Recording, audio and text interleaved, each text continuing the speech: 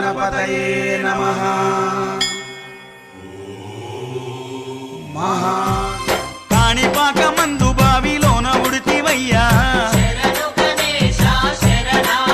స్వామి, శ్రీశైల కొండల్లోన సాక్షిమైనవయ్యా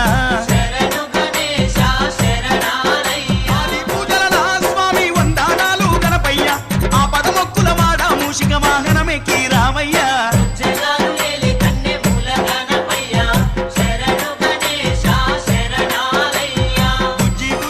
మొదటి పూజ చేయకుంటే నీకు కోపమయ్యా